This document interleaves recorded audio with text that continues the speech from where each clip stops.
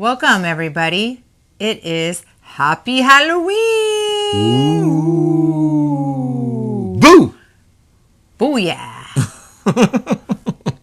Booyah. This is your Thursday Daily Smash Halloween edition, but we're not dressed in costumes.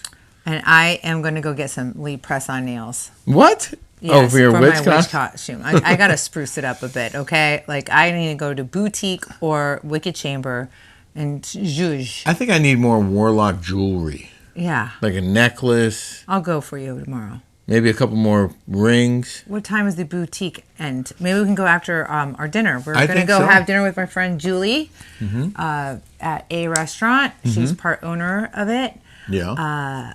I have to tell you, I did a Zoom call for an hour with Miss Kim D. I read this book legit in a day and a half.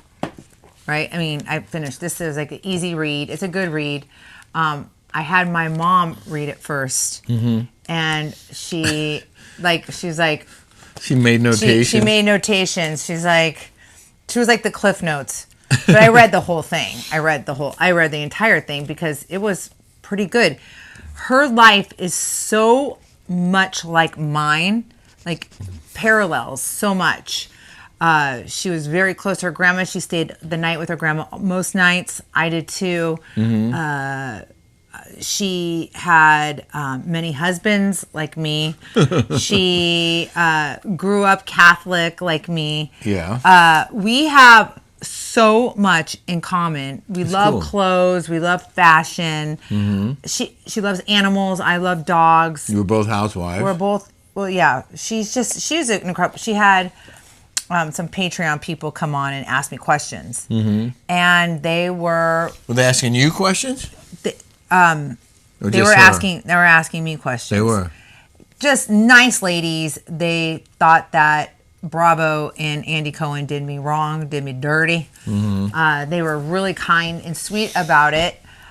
I enjoyed it so much.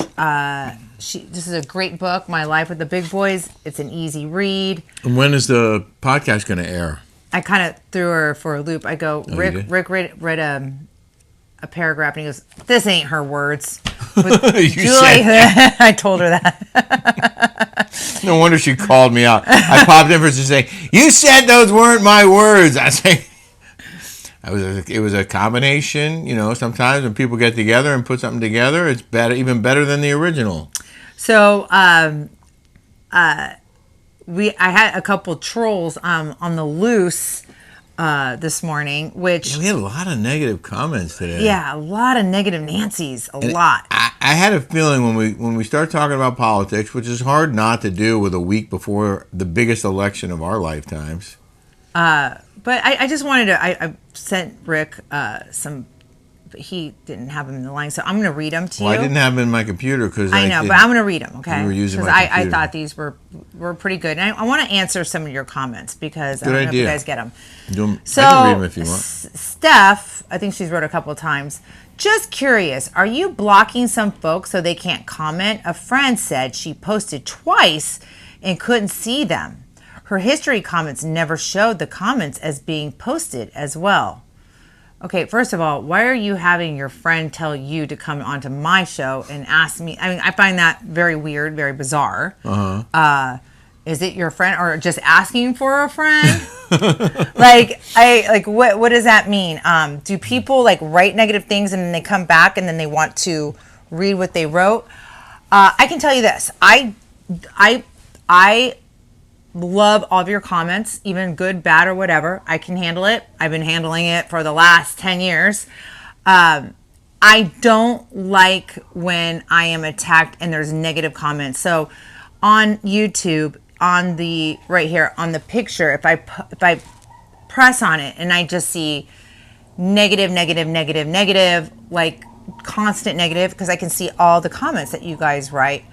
If you're a hater and you're a negative Nancy, I don't have time or room for you on my platform. I just don't, okay? It's not a punching bag where you get to spew your freaking hate for me constantly. this is my platform. It's mine. But when it's repeatedly over and over again, and you make over 100 comments of negativity, it's no place for me. So what I do is I hide the user from our channel. So if I click on your picture and I can see the comments and it's constant, I'm going to hide you as a user. Okay? If you're a repeat offender, and if it's bullying or harassment. And there's rules on there for YouTube. And by the way, when there is bullying and harassment on there, I will report you. And when I do that, sometimes they block you. So it's just not me that does it. YouTube, as a creator, doesn't want that negativity either. That's why there's guidelines and there's rules. And it has nothing to do with whether you disagree with us or not. We can agree to disagree all day long. We have plenty of people who come on and say things that how they disagree with us in a nice way, or in at least not a non-offensive way. But if you're going to come on here and insult us and be mean and nasty, then yeah, this is our platform, and we're gonna hide it. Because we can. But we're not just hiding everyone and anyone who disagrees with us. We don't do that. No, I don't do that. So, but there are repeat offenders that are a little cuckoo, a little... Oh, is your watch talking to you? My watch is talking to me. Oh my God, you don't know how to put your watch on. This is my girlfriend that I grew up with is she calling since you? 7th grade. Oh. Hold on a second. Hey. Hey. What are you doing? I'm doing my podcast right now. Can I call you back? You're live. Yeah. How long have we known each other? I'm just doing my podcast. How long have we known each other? God, like 20 years. 20 years. 20 years. Probably longer than that. That's We're impressive. 48, so 20, maybe 28 longer than that. 28. 25, 26, 27 Wow. years. Yeah. A long time. Long time. Tony has a lot of. See, I have a lot of friends Your podcast. from junior high. What was that? Call me when you're done with your Yeah, podcast. I will. Okay, I want to call you. Okay, bye. That says a lot about you. And if anyone who criticizes you has to know. All right, I'll call you. No, it's true. Okay. All right. They have to know you have that Bye. many Love you. old Oh, friends. there she is. Look how pretty she is. Who was it? Chrissy Marone, Oh. my friend. It says a lot about you. Thank that you. you have old friends like that. Yeah. I mean, who can say that?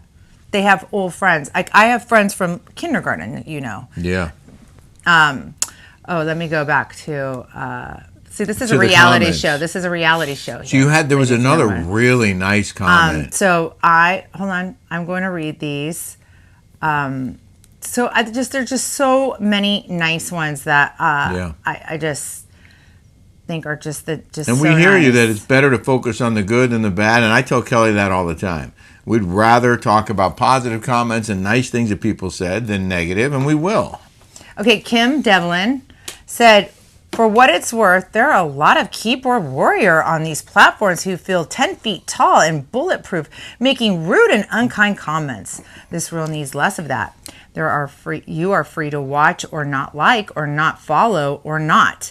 Nobody strong-armed anyone into watching this show. And if you go, your hatred won't be missed. Don't like R&K? Fine. Keep it moving. Don't like Trump? Fine. Don't vote for him. Don't like Harris? Fine. Don't vote for her. But what is not fine is for people to crap on someone's livelihood, this channel, and think they won't get banned, blocked, or deleted. Mm-hmm. I, for one, would not allow people to come into my house and shit on me. Do better, please. I love that. Yeah, that was great. Good. Thanks, Kim. Thank you. Okay, and then Donna Harris. Love you, Donna. How could you not talk about politics this week with the election coming up? The show is about what's going on in your lives and what's going on nowadays. And sorry, but this an election coming up November 5th, that's what's going on right now. You have every right to talk about it when the election is so prevalent, and we are less than a week away, in my opinion. Thank you, Donna. I agree with you. Thanks, Donna. So Susan, Carrot of whatever, was right underneath, the nice one. Kelly calls people snowflakes every day, yet she and Rick are the most sensitive snowflakes. It's not true. Oh, baby doll. Baby lover doll. It's not I true. am not a snowflake. I am sensitive. You would not be able to be on the Housewives. at all. So it takes a very particular type of person to be a Teflon. I'm a sensitive man. So this is my favorite, and this is Is that from the plumber? Oh yeah, we have another leak in this house. If you can believe it. We have another leak. I won't know because my phone's on silent. So keep talking to them. Okay, we have another leak in this house. Okay, so I'm going to read another one. Okay, please, for everyone, this is common sense. Said. Okay, please, everyone, read this. This comment is for everyone on here who criticize and is negative towards Kelly. Of all of you, Kelly is the only one who lost a paycheck because of her conservative and nonsense logical views. Thank you. How are you guys? I am. Think about that. She is in a position to different state circumstances. the facts of what she went through. Well, we're moving out of here just because she soon. didn't agree Yeah. with the Enough leftist already. agenda. Yeah. Is all this shit in your way, or are you going to be okay? He's we're gonna looking be like okay, a dude. real We got it. moron. Oh, look at that. How many gallons You don't is have to that? have That's a any 50. credence doing That's a that. 50? Dear Kelly, Yeah, thank that's you a for 40. being Oh, okay. You will always They didn't have. hold on, because I had to flip Where was it. So, it from? who The criticize water, and could you tell? negative No idea, towards dude. Kelly, of all of you, Kelly is the only one who lost a paycheck because of her conservative Right now, I'm back nonsense upstairs. logical views. Think Thank about you. that. She is in a position to state the facts right. of what she went through just because she doesn't agree with the leftist agenda. Anyone on here who wants to bash her is looking like a real moron. You don't have to have credence doing that. Dear Kelly, thank you for being you. You always will be something the naysayers will never be. True to yourself and true to the facts. Oh, That was so nice. That was so sweet. I read that one earlier. I really love this. nice.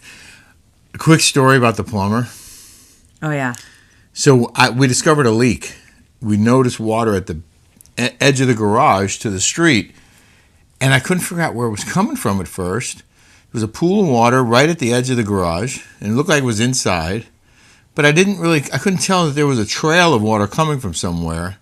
And then this morning I was able to trace it, and I thought maybe it was in the extra freezer, and I opened it up and it was still frozen inside. And then I realized, oh, it's coming from the water heater.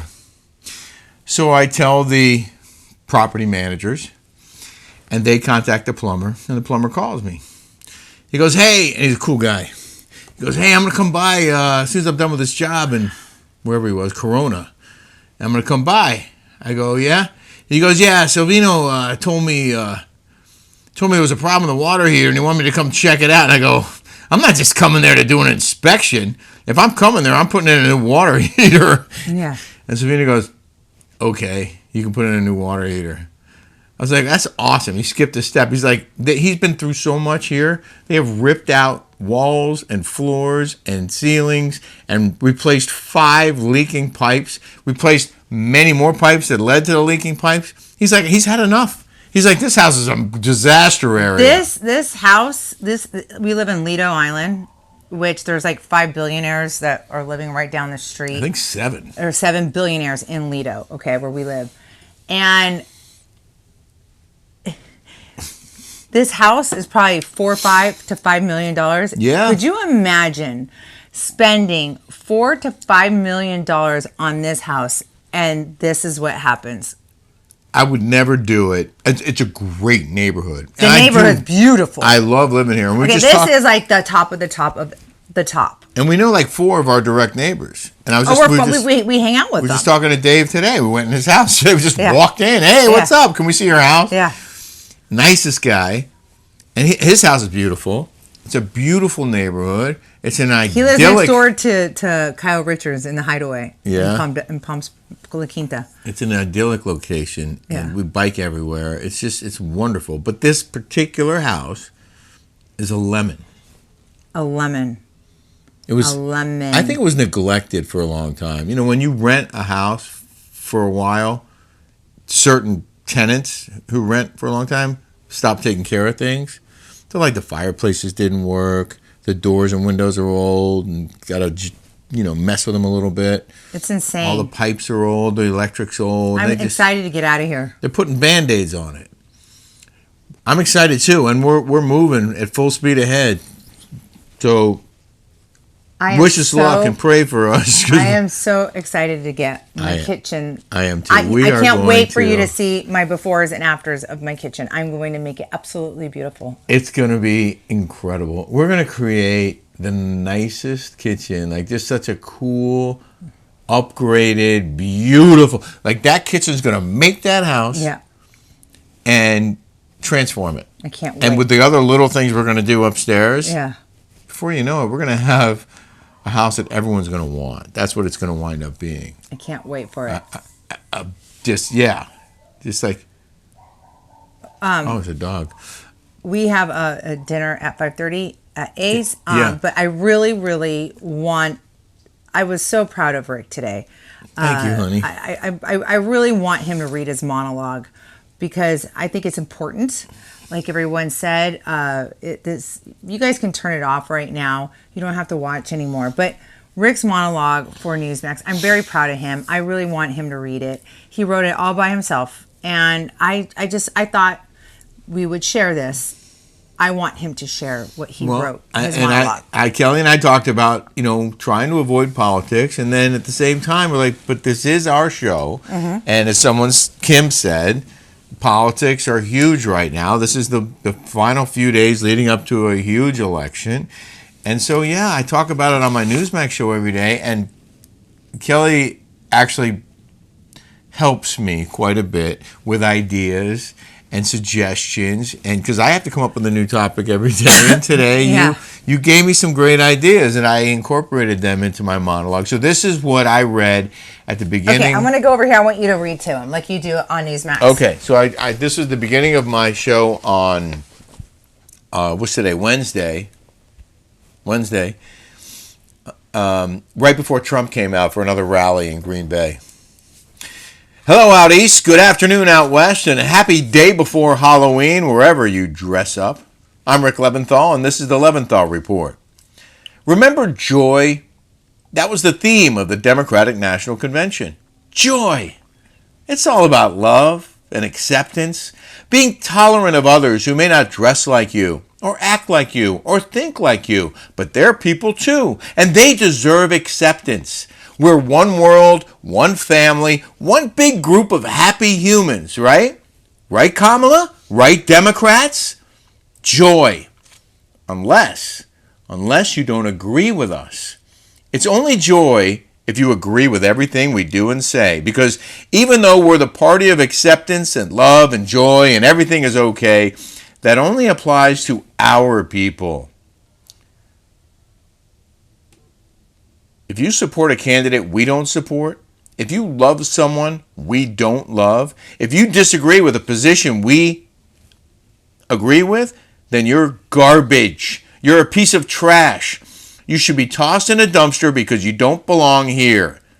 Democrats are notorious for this stuff. Name-calling people who they say are name-calling them. And then saying how awful it is that others name-call, even though they're doing it themselves. How many times has Kamala Harris called Donald Trump names? How many times has she criticized him for his alleged rhetoric and called him a fascist or a Nazi or a threat to democracy or some other jab, and then said how bad of a person he is for saying the things he says, even as she says slanderous, libelous, and completely ridiculous things about him? Well, if you saw the early stages of the Trump's rally at Madison Square Garden, you might have seen comedian Tony Hinchcliffe do a routine during which he poked fun at Puerto Rico. To some, his joke might have been in bad taste, but let's try to remember he's a comedian. And up until a few years ago, when the whole country turned woke, and all of a sudden you weren't allowed to poke fun at any group or make fun of any person or risk getting booed off the stage, unless that person was Donald Trump, and it wasn't a Trump rally, of course, then you can make fun of him all day long. In any event, Hinchcliffe, who also performed and killed it at the roast of Tom Brady on HBO, if you didn't see it, he said Puerto Rico is a floating island of garbage because apparently they have a trash problem there. Well, the left lost its mind. It was as if Trump himself told the joke. Can you believe Trump trashed Puerto Rico at his rally? He didn't. A comedian did. That's what comedians do. Are you old enough to remember Don Rickles? He was one of the most famous comedians of the 60s and 70s who made a point of insulting every single person he saw. That's all he did. Hurl insults, and the crowds loved it because they knew he was kidding. He was telling jokes, just like Tony Hinchcliffe did. Now, let's not kid ourselves. If Tony Hinchcliffe performed at a Democratic rally and told Trump jokes, the left would eat it up. They'd laugh and laugh and laugh. But joke about Puerto Rico, the territory that's not a state? How dare you? Shame on you. And shame on Donald Trump. Which I guess is why Joe Biden, the current president of the United States, said this. And we have a soundbite of Joe Biden saying, and just the other day, a speaker at his rally called Puerto Rico a floating island of garbage. Well, let me tell you something. I don't know the Puerto Rican that I know, or Puerto Rico where I'm in my home state of Delaware. They're good, decent, honorable people. The only garbage I see floating out there is his supporters. And then he went on to say, his demonization of Latinos is unconscionable and it's un-American. Never mind that he just said Puerto Rico was in Delaware, I think. He just called every supporter of Donald Trump garbage. And in that same rambling sentence, he said the demonization of Latinos is unconscionable and un-American. Okay, but isn't it also unconscionable and un-American to demonize every Trump supporter and call them garbage? You just called half of America garbage, Mr. President. Half of the country you're in charge of. Those are your people, Mr. President. Or did you forget? Because you seem to forget a lot these days. Maybe it's time for your nap. You know what it sounds like? It sounds like Hillary Clinton in 2016 when she said half of Trump's supporters should be put into the basket of deplorables because of their racist, sexist, homophobic, xenophobic, Islamophobic views. That might be why she lost the White House. It definitely didn't help. Even Jon Stewart, who was not a fan of Donald Trump, defended the comedian's act.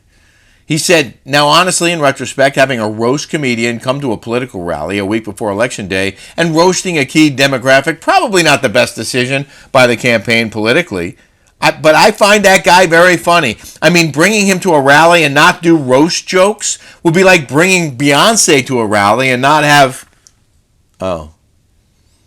Yeah, Harris had Beyonce come to a rally in Houston, led everyone to believe she'd be giving a free performance, and 30,000 people showed up. And when they found out she was just giving a short speech and wouldn't sing a single note, they got mad, and from what I'm told, a bunch of people left. No joy in Houston. Harris, when asked, didn't immediately condemn Biden's remarks, but Biden did try to soften the message. His press office released a follow-up statement because we know he didn't write it himself, and it said, earlier today I referred to the hateful rhetoric about Puerto Rico spewed by Trump supporter at Madison Square Garden rally as garbage, which is the only word I can think of to describe it. His demonization of Latinos is unconscionable. That's all I meant to say. The comments at that rally don't reflect who we are as a nation. See? It's all good. Oh, hang on a second, guys. You forgot something. A bunch of people have been calling Trump a Nazi and his rally-goers Nazis since there was a Nazi rally at MSG back in 1939, and the fearmongers keep saying this rally was just like that rally. That's not okay either, right? That's un-American too, right? You're going to condemn that language as well, aren't you? No? You're not going to condemn calling Trump and his supporters Nazis. But you're going to condemn a comedian's joke about Puerto Rico. You know who else had rallies at Madison Square Garden after the Nazis and before Donald Trump? John F. Kennedy Jr. held an event there in 1962. Marilyn Monroe sang him happy birthday. Not Junior. Not... John F. Kennedy Jr. Oh, John F. Kennedy. Yeah. Not Junior. John F. Kennedy held an event there in 1962. Marilyn Monroe sang him happy birthday. They must be Nazis. Bill Clinton gave his acceptance speech there in 1992 at the DNC, a room full of Nazis. President Franklin D. Roosevelt gave one of his biggest speeches there in 1936 when he must have been a Nazi before he helped defeat the Nazis. Barry Goldwater gave a speech there in 1964. He must be a Nazi. And don't forget the New York Knicks and New York Rangers. They play there all the time. They fill the house. Must be a bunch of Nazis in the stands and on the ice and on the basketball court. Nazis! We could do this all day. But I think the point's been made. Democrats are scared, and they're throwing as many insults at Trump and his supporters as they can, hoping some of it sticks until next Tuesday. It's offensive. It's hypocritical, it's weak, and it smells of desperation. It's time to grow up, stop name-calling, face the real issues plaguing America, and offer real solutions, or get out of the way. Yeah. How about that? Amen. Amen. Amen. And that's my monologue. That was good. And minutes later, Trump came out. In his garbage suit? In a vest. He was wearing I walked outside because I was doing Kim D's thing, and I go, why is he wearing that? This is why I think he's so funny. Because he said, garbage is like the hot word. The hot word today is garbage. And my people were like, sir, do you want to drive a garbage truck when we get to Green Bay? He was like, what? Like, we can set it up. You can drive a garbage truck. He's like, okay. So when they landed in Green Bay, from the last rally they were at, this guy never stops. They put him in a garbage truck, and they put one of those vests on him, those orange and yellow vests with a hard hat. And he drove the garbage truck, and then he wore the vest to the rally. And he was like, they told me, like, are you going to wear the vest to the rally? He goes, no, where's my jacket? They go, no, I think it looks good on you. It makes you look thinner. He goes, oh, really? Oh, okay, I'll wear it then. I thought it was funny. I did too. I think it was hilarious. I thought it was hilarious. So we're going to keep doing this every day until the election. Sorry if you don't like it, but it is what's going on. And it is what it is. There's a lot of news out there. We'll keep covering it. I just think the whole Nazi thing is such a stretch. Like, Donald Trump hasn't killed any Jews that we know of.